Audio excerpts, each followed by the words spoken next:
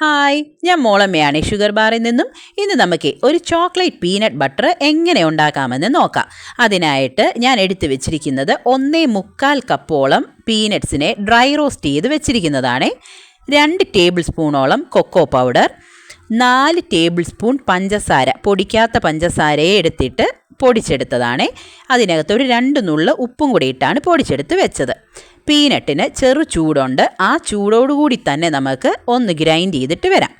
Just ഒന്ന് grind ചെയ്ത് വരുമ്പോൾ തന്നെ ചെറുതായിട്ട് എണ്ണ പുറത്തേക്ക് വരാൻ തുടങ്ങിയിട്ടുണ്ടാവും.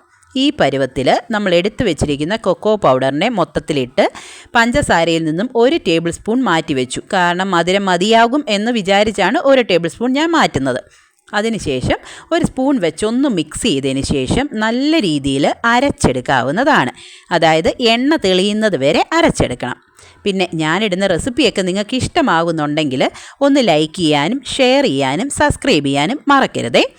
ഇത് വളരെ ടേസ്റ്റി ആയിട്ടുള്ളതാണ്. ഇപ്പോൾ കണ്ടോ, നല്ല എണ്ണ തെളിഞ്ഞ് നല്ല ക്രീമി പരുവത്തിൽ പീനട്ട് ബട്ടർ നമുക്ക് കിട്ടിയിട്ടുണ്ട്. ഇത്രയും ഉള്ളൂ.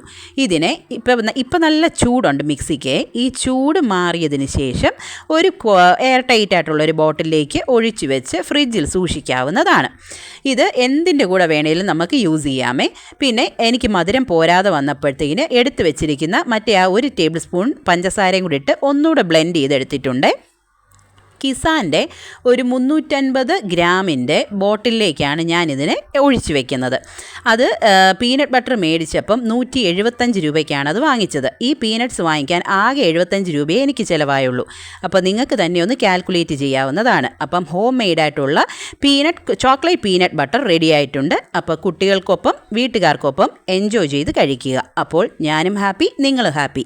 Thank you. ട്രൈ ചെയ്ത് നോക്കണേ, മറക്കല്ലേ.